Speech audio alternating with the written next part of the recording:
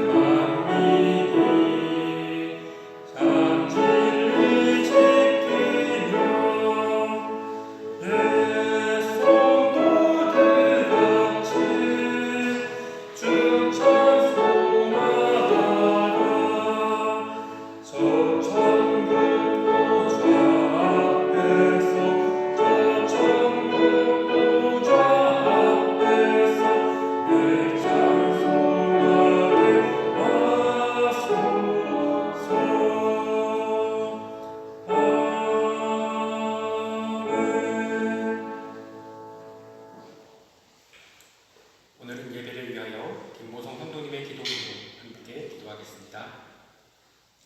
사랑의 주님, 감사합니다. 늘 함께 하시고 지켜주시면 감사합니다. 부족한 우리들과 함께 하시고 지혜와 능력 허락하셔서 좁은 길, 고난의 길이라도 주님 따라 살아갈 수 있도록 인도해 주세요. 세상의 많은 유혹과 시험에 당하지 않게 하시고 항상 기뻐하고 감사함으로 주님께 영광 돌려드리는 삶 살게 해주세요. 늘 함께 하시며 감사합니다. 말씀을 증거하시는 목사님에게 주님의 영을 부어주시고 말씀을 전하실 때에 듣는 우리가 깨닫게 하시고 주님을 기뻐 증거하는 모든 이들이 될 수 있게 해주세요. 보이지 않는 곳에서 수고하시는 모든 분들과도 함께 하셔서 주님 위로하시고 축복해주세요. 한국에 있는 가족들과 이 땅 가운데에도 함께 하셔서 주님을 섬기는 우리들을 통해 주님을 알고 따라갈 수 있는 축복 내려주세요. 늘 함께 하시면 감사합니다. 우리를 사랑하시면 감사합니다. 우리 또한 주님을 사랑합니다. 우리의 예배에 기뻐 받아주시옵소서. 우리를 구원하신 예수님 이름으로 기도합니다. 아멘.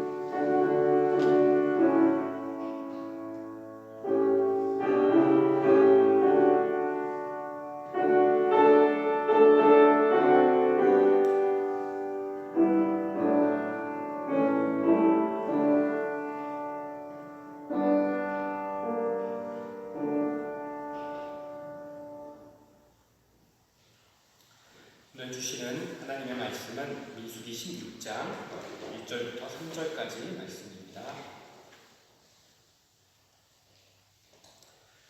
제가 대표하여 봉독하겠습니다. 경청하여 주시기 바랍니다.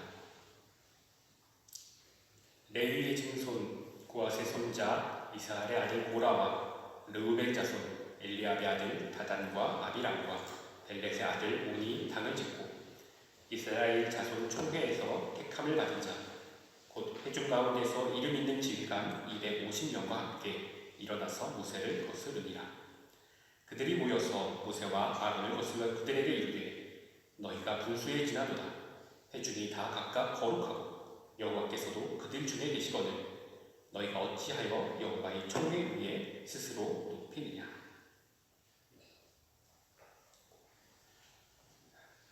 말씀을 전하겠습니다. 오늘 우리가 읽은 한글 성경의 본문 말씀을 이렇게 이름으로 쭉 시작하는 것과 좀 다르게 원래 이제 히브리어 성경에서는 동사로 맨 앞에서 동사의 구절을 시작하고 있습니다. 그런데 이 동사가 우리말로 얻다 이런 의미인데 영어의 테이크나 이런 단어들 혹은 독일어에서 네멘 이런 단어와 좀 유사하게 약간 타동사인데 좀 다른 동사와도 잘 결합되어 사용되는 그런 이제 동사이기도 합니다. 그래서 이 단어, 이 동사의 특징상 목적어가 원래는 필요해서 그런데 여기에는 쭉 주어 형태로 나와 있고 목적어가 없는 그런 문장 구조를 갖고 있습니다. 그래서 해석이 조금 불분명하기도 하지만 굳이 전체적으로 해석을 하자면 2절에 사용된 동사와 연결해서 이제 해석을 해야 되는데 그렇게 되면 모세를 거슬러 일어났다 이런 의미를 2번 반복해서 쓰게 됩니다. 그래서 실제로 그렇게 번역한 성경도 우리말 성경에도 그런 성경도 있습니다. 그래서 그 대신에 기존에는 복수의 이름들이 나오는 그런 이제 구절이기 때문에 사람들이 모였다라는 그런 뜻으로 이해한 것이 더 많습니다. 그래서 우리말 성경에서도 지금 이제 이 1절에 보면 모였다라는 그런 의미에서 단을 지었다라는 뜻으로 그렇게 번역되어 있습니다. 말씀드린 것처럼 독일어 성경들, 많은 성경들이 그렇게 번역을 하고 있습니다. 사람을 모았다 이런 의미로 사용하곤 합니다. 그러면 이들이 먼저 무리를 짓고 그래서 무리가 생겨서 힘이 생겼거나 혹은 무리를 지어서 이 다음에 이어지는 2절에 이어지는 반역을 행한 것으로 자연스럽게 이어지기 때문에 선호되는 번역입니다. 그런데 몇몇 주석학자들 중에서 이 단어의 의미를 독일어의 그 제기동사처럼 좀 해석해서 스스로 취했다라는 의미에서 스스로 높은 척했다 혹은 스스로 뻔뻔스럽게 행동했다 이런 식의 의미를 담아서 번역하면 어떻겠느냐라는 그런 제안들이 많이 나와 있습니다. 이제 그리고 이렇게 해석을 하게 되면 조금 더 어떻게 보면 이 사람들의 특히 고라의 행동에 담겨진 그런 조금 악한 의미들을 조금 더 잘 볼 수 있는 것 같기도 합니다. 그런 번역을 적용한 그런 몇몇 번역본들 중에서 유진 피터슨이라는 영성학자, 신학자가 번역한 메시지 성경이라는 그런 성경책이 있습니다. 거기서 나온 표현이 조금 더 멋져 보이더라고요. 중요한 부분만 따서 직역을 하면 이런 정도의 번역이 됩니다. 어느 날 높은 말을 타고 다니는 오라가 몇 명의 루벤 사람들과 함께 이런 정도의 번역을 1절만 가지고 그렇게 번역할 수 있습니다. 그런데 영어에서 이 높은 말을 탄다는 것이 어떤 의미인가를 검색을 해보니까 수거로 사용되는 용어라고 하더라고요. 어떤 의미냐면 그래서 다른 사람이 어떤 한 일에 대해서 또는 한 잘못에 대해서 자기가 훨씬 옳고 자신이 더 의롭다는 그런 생각에서 험담을 하고 다니는 것, 불평을 하고 다니는 것 이런 의미를 품고 있는 그런 수거라고 그렇게 나옵니다. 그걸 적용해 본다면 고라는 그냥 잘난 체를 하는 것이 아니라 모세와 아론의 행동과 어쩌면 그들이 했던 그 하나님의 말씀에 대한 선포까지도 비난하면서 잘못된 것이라고 지적하고 다녔다는 것을 의미하는 것 같습니다. 나라면 모세나 아론보다 더 잘할 수 있었을 텐데 라는 그런 말을 늘 입에 담고 다녔다는 것이죠. 그러니 이어지는 말씀, 다시 말해 2절에서 그가 모세와 아론에게 반역을 하지 않았다면 도리어 이상했을 것 같습니다. 하지만 고라를 비롯해서 지금 이름이 나온 이들은 다 자신의 집안의 지도자들로 보입니다. 그런데 그런 사람들이 왜 굳이 이 시기에 반역까지 했는지는 저는 한편으로 잘 이해가 되지 않습니다. 왜냐하면 이들은 지금 출애굽 2세대도 아니고 출애굽한 지 20년, 30년이 지난 시기도 아닙니다. 약 2년 정도 지난 시점입니다. 어떤 시기냐면 바로 앞에서 가나안 정탐을 하고 난 뒤에 10명의 여호수아 갈렙과 여호수아를 제외한 10명의 그 족장들이 혹은 그 정탐꾼들이 잘못된 보고 혹은 하나님을 원망하는 보고를 하면서 다시 한번 하나님의 심판을 받았던 그 시점, 바로 그 이후 몇 달 정도 지난 때를 얘기하고 있습니다. 그래서 이들은 모세를 통해서 이루어졌던 그 놀라운 출애굽의 역사를 다 몸소 체험하고 그들이 족장으로서 함께 전투하고 족장으로서 함께 또는 심판의 경험들까지 공유했던 그런 사람들입니다. 물론 모세의 그런 준엄한 율법 적용 때문에 두려워하는 사람들이 있었던 것은 분명해 보여요. 여러 번 그런 부분에 대한 두려움과 또는 그런 원망을 토로했던 것들이 성경에는 간간히 기록되어 있기 때문이에요. 하지만 그런 사람들이 있다는 것만으로 자신들의 반역에 성공할 것이라고 생각하기에는, 그렇게 기대하기에는 모세의 카리스마가 여전히 너무 강력한 그런 때였습니다. 그것은 이 사건이 어떻게 이어져 가는지 과정과 결말을 충분히 그렇게 우리가 증명해 볼 수 있습니다. 그래서 그들은 지금 가만히만 있어도 괜찮은 인생을 살 수 있는 사람인데, 실고선에서 밀쳐진 사람들도 아니고 현재의 족장들이었는데 왜 이렇게 했을까? 다소 의문스러운 것이죠. 실제로도 그 역대기에 나오는 레위 지파의 족보에서 보면 우리가 아마도 가장 잘 알 만한 제사장으로는 아마 사무엘일 것이에요. 사무엘은 사사경 제사장으로 살았던 사람입니다. 그런데 이 사무엘은 누구의 후손으로 기록되어 있냐면 역대기에는 고라의 후손으로 기록되어 있습니다. 아이러니한 일이죠. 물론 이 성경의 족보가 완벽하게 보존된 집안이 그렇게 많지는 않아요. 하지만 아마도 사무엘이 아론의 후손이었다면 분명히 제사장 집안은 거의 대부분의 족보가 남아있었기 때문에 알 수 있었을 거죠. 근데 그렇지 않은 사무엘을 아론의 집안이 아니었기 때문에 아마 그렇게 기록할 수밖에 없었을 거예요. 가장 유명한, 가장 위대한 사사, 다윗 왕을 세운 사사인데 아론의 집안이라고 기록할 수 없었던 거죠. 게다가 이 고라는 이 반역으로 사실은 심판을 받아 하나님의 불에 의해 죽는 사람입니다. 하나님의 지진으로 땅에 삼켜진 사람이라고 나와요. 다른 사람의 이름들은 성경 이후에 다시 등장도 하지 않습니다. 그런데 고라의 이름은 여전히 남아서 그 이름이 이어진다는 거예요. 그만큼 존경받는 집안이었다는 거예요. 이스라엘 말미까지 아마도 지금까지도 존경받는 레위 집안의 한 사람으로 남아있다는 것이죠. 그러니 비록 이들이 물론 너희는 이제 더 이상 가나안에 들어가지 못한다라는 그런 말씀을 들었기 때문에 그것에 대한 두려움 혹은 그것에 대한 원망은 있었을지 모르겠지만 그래도 이들은 여전히 우두머리고 여전히 족장으로 살아갈 사람들입니다. 2절에 보면 또한 이들에게 합류한 250명의 사람들도 회중 가운데 이름이 있는 자들이었다고 기록하고 있어요. 10부장도 아니고 이름이 있다고 할 정도면 10부장이겠습니까? 최소한 100부장 혹은 그 이상의 사람들이겠지요. 중대장 정도는 되는, 어쩌면 대대장급의 사람들에 대한 이야기일 것이에요. 그리고 천부장급도 같이 모였겠지요. 아마도 가단, 온 이런 이름이 기록된 사람들은 그 정도 수준의 족장들이 아니었을까 싶어요. 근데 그런 사람들이 대체 뭐가 부족했기에 굳이 그런 큰 위험을 무릅쓰고 모세에게 반역을 시도했을까요? 아론에 대한 원망에 그친 것도 아니고 모세까지 함께 걸고 넘어갔을까요? 신적 권위를 가졌던 모세가 멀쩡하게 그 권력을 가지고 살아있는 그 시기에, 그 상황에 굳이 그렇게까지 한 것은 어떻게 보면 되게 멍청한 행동이 아니었을까 하는 생각이 듭니다. 세상에서의 정치적인 반란도 독재자가 늙고 힘이 빠졌을 때 일어납니다.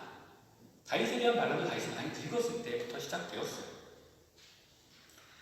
그런데 신적인, 바로 하나님이 선택한 사람이 있다고 하는 그 모세에 대한 반란을 그렇게 쉽게 진행할 수 있었을까요? 그건 얼마도 제가 생각하기에는 그 고라를 행동하게 했던 그 힘은 영어 수거에서 쓰였던 그 높은 말과 같은 그 하이홀스가 의미하는, 상징할 수 있는 것처럼 아마 인간의 시기심, 거기서 나오는 교만심이 아니었을까 생각합니다. 혹시 무서운 이야기들을 좋아하시나요? 저는 사실 겁이 많은 편이라 공포영화 이런 걸 잘 못 보는 사람입니다. 근데 그 중에서도 어쩔 수 없이 살다 보니 몇 편을 본 기억이 있어요. 근데 그 중에서 제게는 가장 무서웠던 공포 영화가 여고괴담이었습니다. 여고괴담 1편이었는데 많은 분들에게는 이렇게 우습게 여겨지는 공포 영화일 수도 있겠습니다. 그런데 저는 그 영화의 몇몇 장면들이 지금 생각해도 가끔 등골이 오싹해질 만큼 저는 공포 영화를 좀 무서워해요. 그런데 그런 많은 학교 괴담이라고 말하는 것들, 물론 그 여고 괴담 1편은 배경이 그렇진 않았던 것 같은데 많은 학교 괴담의 이야기들이 공유하고 있는 몇 가지 컨셉들이 있죠. 그 중에 가장 중요한 것은 누가 귀신이냐에서 귀신이 되는 사람은 보통 두 부류입니다. 한 가지는 억울하게 죽은 1등, 2등이나 누군가에서 억울하게 죽게 된 1등이 되었거나 혹은 1등이 되지 못해 억울하게 자살한 아이가 그런 2등이 귀신이 돼요.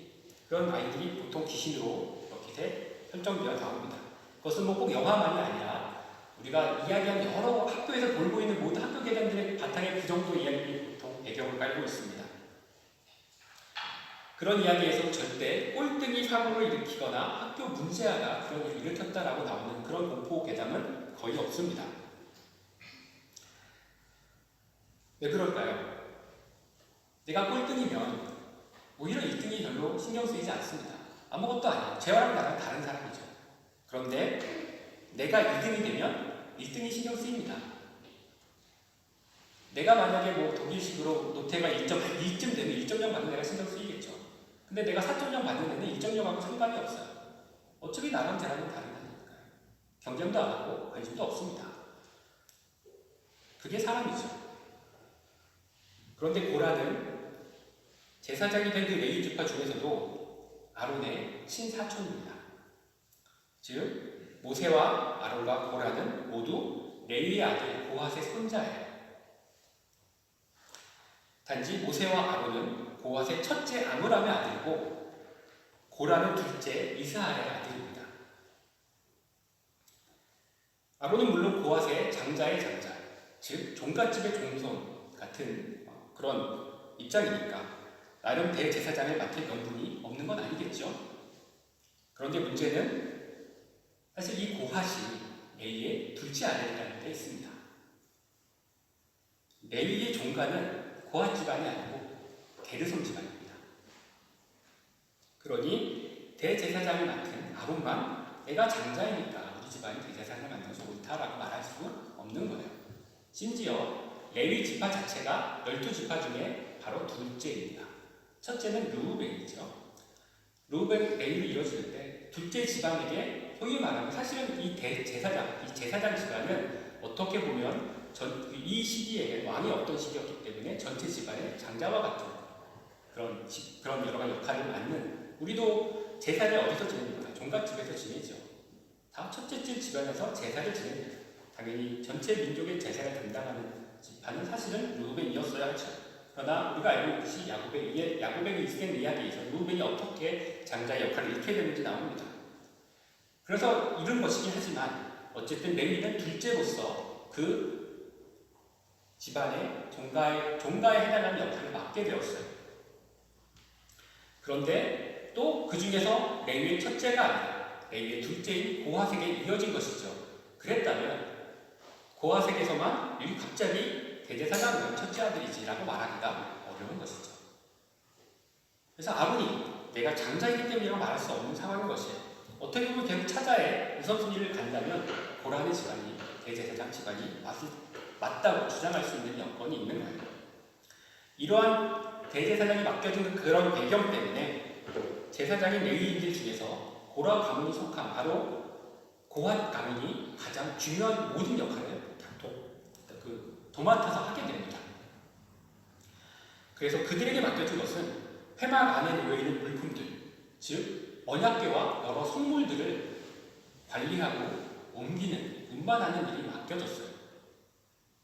고라의 집안은 당연히 고핫 자손이었기 때문에 광야 기간 회막의 대제사장이었던 아론을 그 곁에서 돕는 제사장들의 직무 중에서도 중요성이 비교적 높은 일을 계속해서 맡을 수 있었던 것이죠. 당연히 그 중요성에 비례해서 레위인으로서의 지위도 다른 지파에 비해 월등했을 것입니다. 아론의 그 대제사장이 된 아론의 집안, 그 다음 수준에 그런 집안이 바로 아므람, 이스라엘 다 구분 없이 고핫 자손으로 그 직무에 대하여 맡을 자격이 있었던 거예요. 둘째 후대의 지파가 되었습니다. 아마도 사무엘이 정확한 족보가 없었던 시기에 레위 지파 중에서도 고라 집안의 후예로 선택된 것은 아마도 그런 이유였을 것이에요. 고라 집안이 갖고 있는 그 지위, 인정받음에 있었을 것입니다. 하지만 반대로 고라의 불평도 바로 여기서부터 시작되었을 것 같습니다. 왜냐하면 고핫 자손들은 대제사장 집안을 제외한 고핫 자손들은 언약궤와 성물을 관리할 수 있음에도 불구하고 직접 그 성물을 만질 수도 또한 볼 수도 없었기 때문입니다. 오직 대제사장인 아론 자손만 이 일을 할 자격이 있었습니다. 그들은 다만 천으로 가려진 성물만을 만지고 운반할 수 있었어요. 아론 집안을 제외한 고핫 자손들은 회막을 옮길 때마다 회막 밖에서 짐이 준비되기를 기다리고 또 회막이 세워지면 그 안에 천으로 포장되어 있던 그 성물을 잘 내려놓고 조심스럽게 밖으로 나와야만 했던 것이죠. 그 일을 하면서 어쩌면 고라는 처음에는 선한 마음에서 내가 저 천을 풀어 거룩한 언약궤를 볼 수 있고 그리고 만져볼 수 있다면 얼마나 좋을까, 내가 직접 하나님께 제사도 드릴 수 있다면 얼마나 좋을까, 이런 마음에서 처음에 시작했을지도 모르겠습니다. 그렇지만 그 깊은 시기심이 그를 오히려 나락으로 떨어뜨리고 만 것이에요. 다시 말해서 고라는 2등이었기 때문에 1등인 아론과 모세 집안에 대해서 시기하기 시작한 겁니다. 그리고 고라의 선동에 함께 합류하였던 이 이름이 나오는 이 3명의 족장뿐 아니라 이 족장들의 이들이 다 르우벤 지파인 것을 또한 본다면 아마도 그들에게 합류했던 다른 그런 지휘관들도 아마도 르우벤 자손일 가능성이 높겠죠. 그들 역시 아마도 거기에 참여할 수밖에 없었던 이유는 본래 우리가 맡았어야 할 장자의 그 집안의 역할을 너희가 맡은 것에 대한, 둘째인 레위 집안이 맡은 것에 대한 시기심에서 시작되었을 것 같습니다. 그래서 원래 자신들이 맡아야 했다고 믿고 있는 그 지위와 자리와 명예를 바라보며 자신들에게 맡겨만 준다면 저들보다 내가 더 잘할 수 있는데 라는 그런 마음에서, 그런 생각에서 아마도 그들을 그렇게 높은 말을 타고 다니는 마음을 가질 수밖에 없었던 것입니다. 그리고 이러한 마음이 들자 이들은 하나님의 말씀도 자신들의 욕망을 위해 이용하기 시작합니다. 고라는 여호와의 초하에 들어가는 모든 이들이 거룩하라는 그 말씀을, 레위기에 선포되어 있는 그 말씀을 너희는 모두 거룩하라 또는 너희는 모두 거룩하다, 그런 선포들이 있습니다. 그 말씀을 자신의 마음대로 왜곡하여 이용합니다. 그래서 하나님의 말씀을 통해 세웠던 그 제사장 아론뿐 아니라 심지어 하나님이 직접 인지하여 세우신, 직접 불꽃으로 인지하여 내가 너를 선택하였다고 말씀하신 그 모세까지도 자신들과 다를 바 없다고 주장합니다. 고라는 분명히 하나님의 말씀을 인용하고 있지만 모든 백성이 대제사장처럼 거룩하게 바라셨던 그 하나님의 원래 뜻이 아니라 자신에게 유리하도록 모든 백성이 대제사장과 똑같다라는 말로 왜곡하고 있는 겁니다. 그것을 통해 자신을 높일 수 있기 때문이죠. 이것이 스스로 높은 말을 타고 다니는 그런 자들의 시기심의 결국입니다. 그리고 이것이 고라의 파단이 하나님의 분노까지, 모세의 분노나 모세의 그런 마음이 아니라 하나님의 분노까지 바로 불러일으켰던 그 핵심이기도 합니다. 나 자신을 높이기 위하여 하나님조차도 이용하게 되었기 때문이죠. 그래서 하나님은 이 말씀을 통해서 우리에게 시기와 질투의 신발, 바로 경쟁의 신을 벗으라고 권하는 것입니다. 고라는 이미 충분히 성공한 인생이었습니다. 또한 제사장으로서 그 성물을 관리하던 그의 직분도 충분히 소중한 것이었습니다. 그가 모세나 아론이 아니라 하나님을 바라보았다면 그는 내가 맡고 있는, 자신이 맡고 있는 그 사역이 얼마나 소중한 것인지, 그것이 얼마나 하나님의 은혜가 놀라운 것인지, 자신에게 부어진 그 하나님의 은혜가 놀라운 것인지 충분히 깨달을 수 있었을 것이에요. 실제로 나중에 모세가 죽고 가나안 땅에 입성하게 될 때 여호수아가 이끄는 그 길에서 하나님이 이 홍해의 기적을 경험하지 못했던 그 3세대들을 위해서 다시 한번 요단강의 길목을 막아 마른 땅을 건너게 하시는 기적을 일으키십니다. 그것을 홍해를 위해서 하나님 말씀하시며 그 기적을 일으키십니다. 그리하여 물이 적을 때가 아니라 일부러 물이 가장 넘쳐 흐르는 무기에 그 길을 건너게 하셨어요. 그런데 그 기적을 수행하는 제사장들은 대제사장들이 아니라 그냥 언약궤를 메는 제사장들이 그대로 수행합니다. 다시 말해 고라와 같은 자들, 바로 고아 자손들 중에 언약궤를 메게 되어 있던 그 사람들이 그 일을 수행합니다. 그들을 통해서 고라의 후손, 어쩌면 그들의 분명히 고라의 후손들이 포함되어 있었을 수도 있어요. 고라의 후손들을 통해서 하나님은 모세가 했던 그 동일한 놀라운 그 은혜의 기적을 그들을 통해서 일으키십니다. 물론 그것은 언약궤를 통해서 일으키신 것이지만 그 언약궤를 운반하고 맡은 자들은 바로 고라와 같은 자들이었어요. 고라의 직분은 충분히 거룩하고 소중한 것이었던 거죠. 하나님이 충분히 사용하시는, 하나님이 충분히 귀하게 여기시는 직분이었습니다. 그가 모세와 아론에 대한 시기심으로 인하여 경쟁의 신을 벗을 수만 있었다면 고라도 그것을 알 수 있었을 것입니다. 그런데 안타깝게도 오늘날 우리는 고라보다도 더 다양한 부분에서 이러한 경쟁에 내몰려 있죠. 그리고 세상은 우리에게 경쟁이 옳다고 말합니다. 전 경쟁하며 살아야 한다고 부추깁니다. 직장에서, 친구 관계에서, 심지어 가족 관계 혹은 교회에서조차도 그렇습니다. 그러다 보니 종종 편하려 가입하는 소셜 네트워크 같은 데를 이용해도 그 안에서도 서로 좋아요에 대한 경쟁심이 일어납니다. 우리는 어디서도 마음 편한 날이 없이 사는 것이죠. 그러다 보니 만족과 감사는 우리에게서 참으로 어렵고 힘든 일이 되어 있습니다. 내 자신만 보고 잠시 감사한 느낌이 들었다가도 갑자기 눈을 옆으로 잠시 돌리는 순간 그 감사가 사라질 만한 일이 도처에 널려 있기 때문이죠. 그리고 무엇보다도 안타까운 점은 이렇게 경쟁에 내몰려 살다 보면 우리가 더 집중하고 더 소중하게 바라보아야 할 하나님께 집중할 시간이 사라진다는 거예요. 그 경쟁을 위해서, 이겨내기 위해서, 또는 내가 조금 더 괜찮은 사람인지 확인하기 위해서 그 시간을 써야 하기 때문에 우리가 하나님께 드려야 될 시간이 점점 사라질 수밖에 없다는 것이죠. 그런데 우리는 오직 하나님께 집중할 때만 비로소 이 시기심이라는 죄악으로부터 우리 자신을 제어할 수가 있습니다. 그렇지 않으면 우리는 이 본성적인 죄악에 가까운 이 시기심에 혹은 경쟁심에서 결코 벗어날 수가 없습니다. 창세기에서 전하고 있는 그 선악과의 제약의 그 기본에 무엇이 있습니까? 하나님에 대한 시기심이 있죠.